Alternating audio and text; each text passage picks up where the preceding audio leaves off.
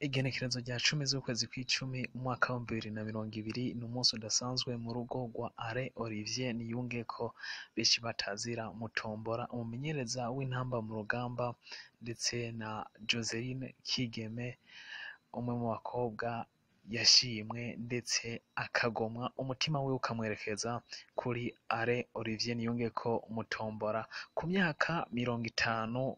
Umumenyereza w'intamba mu rugamba rero akaba yishimiye ndetse akaba abona yuko adakwiye kuguma wenyine, ahubwo akegera akagufa kiwe ariwe Joseline Kigeme, umwe mu bakobwa b'uburanga, umwe mu bakobwa basa neza cyane, umwe mu bakobwa yashimye ingeso, akamushimya uko ari ndetse akemera yuko babana akaramata nk'uko amategeko y'u Burundi nyene aza avyemera. Alain Olivier Niyungeko rero asanzwe ari umumenyereza w'intamba mu rugamba, intamba mu rugamba itimu nkuru y'igihugu, ndetse akaba ari itimu tuvuga ko yakoreye byinshi mu myaka amaze ayikorera, aho yashoboye kwishikana aho benshi bari baragerageje abamenyereza bo hanze ariko ntibashobora kuhashika. Akaba yarashikanye muri CAN 2019, aho yashikanye muri CAN 2019. Ni ibintu biteye igomwe, ni ibintu bishimishije. Alain Olivier Niyungeko kuri ubu ndetse ino kipe y'intamba mu rugamba yari yipfuje kuba ari kumwe, ariko amabanga yiwe ndetse na rino banga yagombye gushikako bikaba bitamutumye yuko nawe aba kumwe n'abakinyi biwe intamba mu rugamba, aho bariko bararondera barimenyereza, kuko ku munsi w'ejo igenekerezo rya 11 z'ukwezi kw'icumi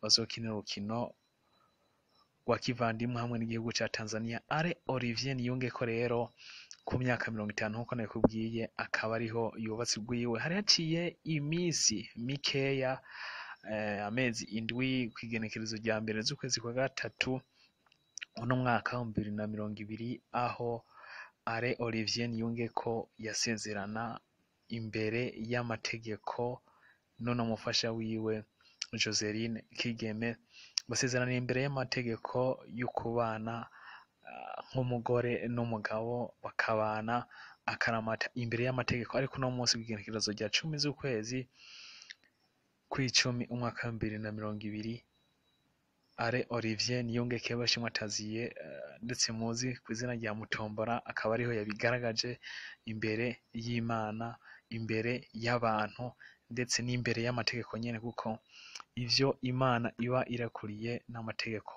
kenshi na kenshi usanga abirekurira. Reka rero tubanze tube twifuriza runo rugo rushasha, runo rugo rushinzwe urugo ruhire, baze babane akaramata, baze bame bibuka yuko byose bigirwa n'Imana, yuko ahari Imana atakintu na kimwe kitashika. Ariko kandi tukipfuriza Alain Olivier Niyungeko. Hari abantu benshi bagiye banyandikira bavuga ati ati ko tubona ati imbega byari bimeze gute, koko ntiyari bwa bake ugwiwe gushika kuri no myaka, ati ni imyaka myinshi, ati twamubona nk'umuntu akuze, ati nitwe tuzi yuko atarubaka. Ni kubitahura kuko murazi yuko akazi k'ubumenyereza n'akazi kadasanzwe, n'akazi ko kwitangira igihugu.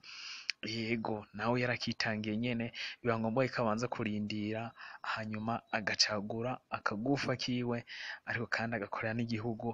Akaba ari ibintu rero twobanza gushimira uno mumenyereza w'intamba mu rugamba Alain Olivier Niyungeko benshi mwataziye Mutombora. Ni ibikorwa bidasanzwe yakoze, akorera igihugu ndetse akorera na buri muntu, aho buri muntu uwo ari we wese, umukunzi w'umupira w'amaguru, umukunzi w'intamba mu rugamba atibagira. Ndetse ukwezi kwa gatanu k'umwaka wa 2020 aho igihugu cacu cashika muri CAN muri Egypt, cyandika amateka adasanzwe. Nubwo twavuyeyo, tutovuga yuko twavuyeyo tutwenga tunezerewe, kuko mu nkino twagiye gukina nta rukino na rumwe twigeze dutsinda, ndetse nta n'igitsina na kimwe twigeze dutsinda. Ariko ni ibintu biteye umunezero kuba Alain Olivier Niyungeko yarakoresheje inguvu ziwe zose kugira ngo tubashe gushika hariya mu gihugu ca Egiputa, aribwo bwa mbere kuva umupira w'amaguru ndetse kuva na CAN itangura gukinwa kuno mugabane wacu wa Afrika, ndetse tukizera yuko kumbure mu bihe yari umwe yashoboye gushitsa Uburundi muri CAN, kumbure ubu agiye kuzarahabwa courage n'umufasha wiwe, hoho nta kibuza ndetse ko dushobora gushika no muri Coupe du Monde 2020, nubwo twoyicika 2020 tukayicika 2026, kumbure tuzohashika kuko hajya courage, hajya umunezero nawo w'umufasha ni ikintu gikomeye gose. Reka rero tumwipfurize urugo ruhire, twongere tumwipfurize urugo ruhire, ariko kandi twipfuriza n'inkino n'urukino rudasanzwe ku munsi w'ejo, aho intamba mu rugamba zaherekejwe n'umumenyereza Jimmy Ndayizeye zizotana mu mitwe n'igihugu ca Tanzania mu rukino rwo kwimenyereza kuri stade Benjamin Mkapa Stadium abari mu gihugu ca Tanzania. Nizeye ko muzoba mwahishikiye kugira ngo mubashe gushigikira abakinyi banyu b'intamba mu rugamba, uretse yuko n'abakinyi benshi bamaze gushika ku kibuga ndetse no mu gihugu ca Tanzania aho imyimenyerezo irimbanije. Reka rero twifurize urugo ruhire Alain Olivier Niyungeko na Joseline Kigeme umufasha wiwe, ndetse Imana ibaje imbere, ndetse twifuriza n'intamba mu rugamba urukino rwiza.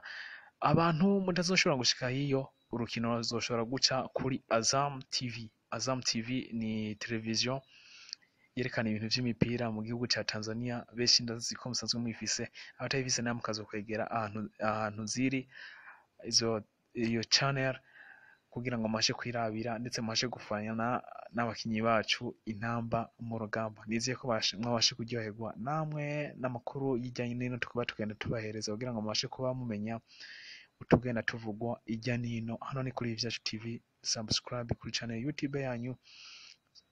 YouTube ibafasha kumenya ubumenyi bwinshi, ariko munasangize n'ino video. Thank you so much, mwagize neza kubana natwe, turabashimiye.